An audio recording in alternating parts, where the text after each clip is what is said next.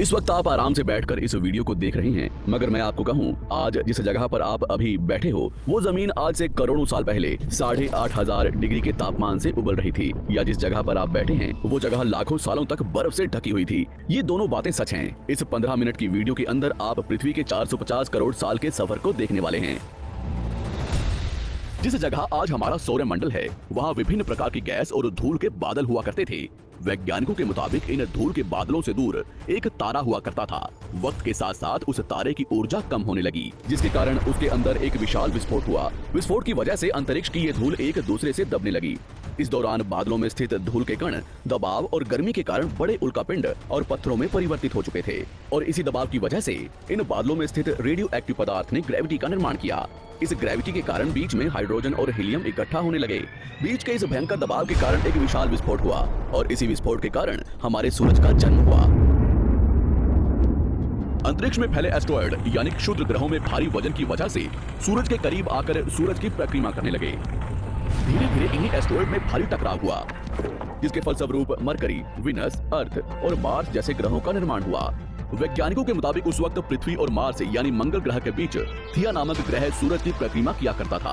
पृथ्वी पर ग्रेविटी होने की वजह से सूरज की परिक्रमा करने वाले एस्टेरॉयड अब पृथ्वी की परिक्रमा करने लगे, और धीरे धीरे करोड़ों सालों तक ये पृथ्वी पर गिरते रहे। और ऐसी घटना हमारे पड़ोसी ग्रह थिया पर भी हो रही थी, जिसके कारण थिया पृथ्वी के और करीब आने लगा और आकर पृथ्वी से टकराया। इस भयंकर टकराव की वजह से पृथ्वी के हिस्से कणों के रूप में अंतरिक्ष में फैल गए और एक रिंग्स की तरह पृथ्वी की परिक्रमा करने लगे। इन्हीं परिक्रमा करते हुए कणों में टकराव होने लगा, जिसके कारण हमारे चांद का निर्माण हुआ।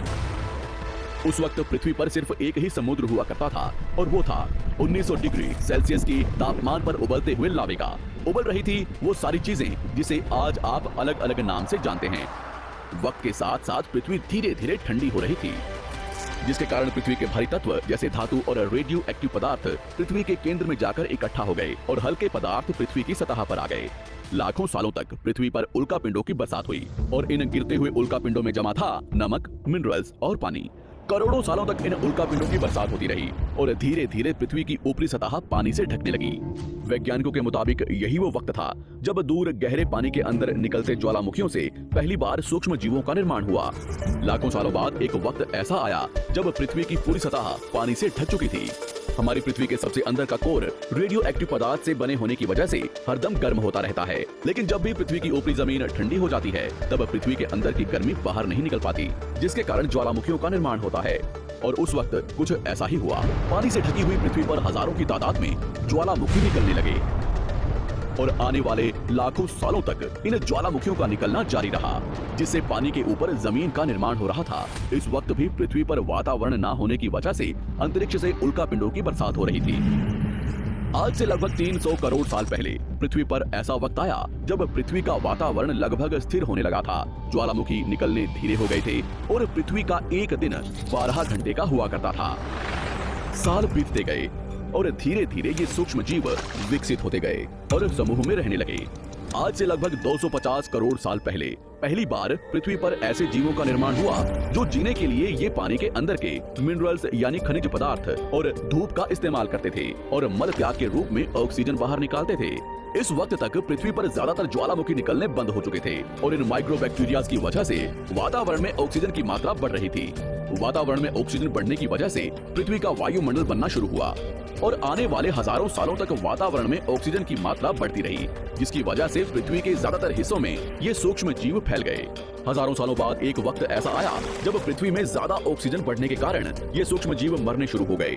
उस वक्त तक पृथ्वी का वातावरण ठंडा होने के साथ साथ ऑक्सीजन से भी भर चुका था, जिसके कारण जमीन और वातावरण में स्थित आयरन यानी लोहे के मिनरल्स पानी में स्थित ऑक्सीजन से रिएक्ट होने लगे। और एक वक्त ऐसा आया जब पृथ्वी की जमीन आज के मार्स के जैसे लाल हो चुकी थी। वक्त बीतने के साथ साथ धरती की टेक्टोनिक प्लेट्स में दरार होने लगी, जिसके कारण पृथ्वी के अंदर का लावा जमीन की तरह कई लाखों सालों तक खुला उबलता रहा। और यही वो कारण था जिसके कारण पृथ्वी के वातावरण में कार्बन डाइऑक्साइड की मात्रा बहुत बढ़ गई, और पृथ्वी पर एसिड की वर्षा शुरू हो गई। एसिड रेन की वजह से पृथ्वी का तापमान घटने लगा, और तापमान इतना घटा कि पृथ्वी के ऊपर स्थित पानी बर्फ में परिवर्तित होने लगा। पृथ्वी पर पहली बार भयंकर आइस एज आया। इस वक्त पूरी पृथ्वी सफेद बर्फ से ढक चुकी थी। आमतौर पर जब धरती पर सूरज की किरणें गिरती हैं, तब जमीन उन किरणों को सोख लेती है, मगर क्योंकि पूरी पृथ्वी बर्फ से ढक चुकी थी और क्योंकि बर्फ सफेद और चमकीली होती है, जिसके कारण सूरज की किरणें धरती पर गिरने के बाद वापस चली जाती थी। इसी कारण से पृथ्वी कई लाखों सालों तक बर्फ से ढकी रही, मगर फिर से पृथ्वी के अंदर स्थित गर्मी ज्वालामुखी के रूप में निकलना शुरू हो गई और इन ज्वालामुखियों से निकलने वाली गर्मी ने बर्फ को पिघलाना शुरू कर दिया। इसी बीच पृथ्वी की गहराई में बचे कुछ सूक्ष्म जीव धीरे धीरे बदल रहे थे और अब वो ऑक्सीजन को अपने शरीर को बड़ा और जटिल बनाने के लिए इस्तेमाल करने लगे थे। इस बीच पानी में अलग से भी छोटे समुद्री पौधे निकलने शुरू हो चुके थे। बाहर जैसे जैसे ज्वालामुखी निकल रहे थे, वैसे वैसे वातावरण कार्बन डाइऑक्साइड की वजह से गर्म हो रहा था। वक्त के साथ साथ बर्फ तो पिघलने लगी, मगर धरती पर फिर से एसिड की वर्षा शुरू हो गई, जिसके कारण फिर पृथ्वी ठंडी होने लगी और फिर पृथ्वी की ज्यादातर सतह बर्फ से ढक गई। ऐसा बार बार कई हजारों सालों तक होता रहा और इसी कारण से अब समुद्री जीव धीरे धीरे वातावरण के हिसाब से विकसित हो रहे थे। इस बीच कई सारे जीव और समुद्री जंगल विलुप्त हो गए, मगर जो बच गए वो धीरे धीरे पृथ्वी के बदलते तापमान के हिसाब से ढलते गए और अब हजारों सालों बाद समुद्री पेड़ बर्फ की वजह से पूरी तरह से मरते या सूखते नहीं थे। अब सूक्ष्म जीव समुद्री जीव बन चुके थे। जब फिर से ज्वालामुखियों ने पृथ्वी की बर्फ को पिघलाना शुरू किया, तब ये समुद्री पेड़ जल्दी विकसित होकर फैल गए। धीरे धीरे वातावरण में ऑक्सीजन की मात्रा बढ़ने लगी और पृथ्वी पर होने वाली एसिड की वर्षा कम होने लगी। वातावरण में ऑक्सीजन आने की वजह से पृथ्वी की ओजोन लेयर्स मोटी होने लगी और आज से लगभग 47 करोड़ साल पहले पृथ्वी की ऊपरी सतह पर पहली बार मोसोस नामक प्लांट उगना शुरू हुआ। वक्त के साथ साथ जमीन पर अलग अलग प्रकार के पौधे और पेड़ उगना शुरू हुए। एक वक्त ऐसा आया जब जमीन के पेड़ों की लंबाई लगभग 80 से 100 फीट जितनी या आज के 5 से 6 मंजिला बिल्डिंग जितनी ऊंची हो चुकी थी। ये वो वक्त था जब समुद्री जानवर समुद्र से बाहर निकल रहे थे और जमीनी जानवरों में परिवर्तित हो रहे थे। पैंजिया के विभाजित होने की वजह से पृथ्वी की ज्यादातर ऊपरी जमीन पानी के संपर्क में आने लगी, जिसके फलस्वरूप पृथ्वी पर हरियाली बढ़ती गई, जिस वजह से डायनासोर्स और ज्यादा विभिन्न और विशाल होते चले गए। डायनासोर्स ने आने वाले लगभग 20 से 30 करोड़ सालों तक पृथ्वी पर राज किया।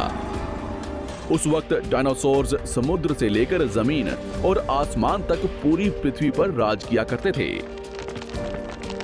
इस दौरान अफ्रीका से टूटा भारत सीधे आकर आज के तिब्बत से टकराया और इस टकराव की वजह से हिमालय का निर्माण हुआ। आज से लगभग 6.5 करोड़ साल पहले पृथ्वी की तरफ आज के माउंट एवरेस्ट से भी बड़ा लगभग 4.5 लाख करोड़ किलो जितना वजनिया उल्कापिंड लगभग 80,000 किलोमीटर प्रति घंटे की स्पीड से पृथ्वी की तरफ आ रहा था। पृथ्वी की सतह को छूते ही उसमें भयंकर आग लगी और वो जलते हुए सीधा पृथ्वी से टकराया। इस टकराव से निकलने वाली ऊर्जा आज के 10 करोड़ परमाणु बम एक साथ फटने के बराबर थी।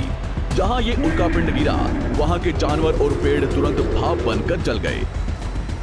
गिरते ही पृथ्वी पर पूरी तरह धूल फैलने लगी, समुद्र में भयंकर बाढ़ आने लगी।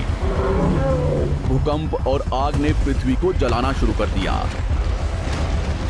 कुछ ही घंटों में पूरी पृथ्वी के वातावरण में हानिकारक गैस और धूल की वजह से पृथ्वी नर्क हो चुकी थी। डायनासोर्स घुटन, आग और भूखमरी से पूरी तरह विलुप्त हो गए। इस वक्त हमारे पूर्वज जमीन के अंदर रहा करते थे, जिसके कारण वो इस विशाल प्रलय से बच गए। पृथ्वी का वातावरण पूरी तरह से काला और अंधेरा हो चुका था, जिससे धूप भी जमीन तक नहीं पहुंच पा रही थी। पृथ्वी के पेड़ और ज्यादातर जानवर विलुप्त हो गए। वातावरण में धूल और हानिकारक गैस के कारण पृथ्वी पर फिर से एसिड की वर्षा शुरू हो गई और फिर पृथ्वी ठंडी होकर बर्फ से ढक गई। लेकिन इस बार पृथ्वी की बर्फ लाखों सालों तक नहीं जमी रही और 80 से 90 हजार साल बाद ये बर्फ पिघलनी शुरू हो गई। जैसे ही धरती पर वातावरण फिर से पहले जैसा होने लगा, वैसे ही ये छोटे जीव जमीन से बाहर आना शुरू हो गए। उस वक्त पृथ्वी की बर्फ पिघलनी शुरू ही हुई थी, जिसके कारण अफ्रीका में घने ठंडे जंगल हुआ करते थे और इसी बीच ये जमीनी जीव बंदरों में परिवर्तित हुए। मगर जैसे जैसे पृथ्वी गर्म होने लगी, वैसे वैसे अफ्रीका के ये जंगल सूखने लगे। जंगल की चीजें खाने वाले बंदरों को खाने की कमी होने लगी। खाने की तलाश में इन बंदरों ने अपने पैरों पर चलना शुरू कर दिया, जिससे उन्हें दूसरे जानवरों के शिकार करने में मदद मिलती थी। धीरे धीरे बंदर एप्स यानी वानर में परिवर्तित हुए। खाने की तलाश में ये एप्स पृथ्वी के दूसरे हिस्सों में फैलने लगे। और धीरे धीरे उनके शरीर का रंग रूप वहां के मौसम के हिसाब से बदलता गया। वक्त के साथ साथ हम आदिवासी बने। हमने हथियारों से लेकर आग का आविष्कार किया। हम धीरे धीरे इंसान के रूप में विकसित हुए। हमने धर्म से लेकर परिवार, भाषा और संस्कृति का निर्माण किया और वक्त के साथ साथ हम विकसित होते चले गए और आज हम इस पृथ्वी की सबसे विकसित प्रजाति बन चुके हैं।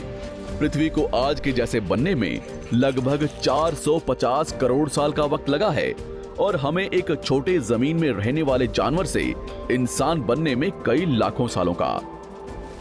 मगर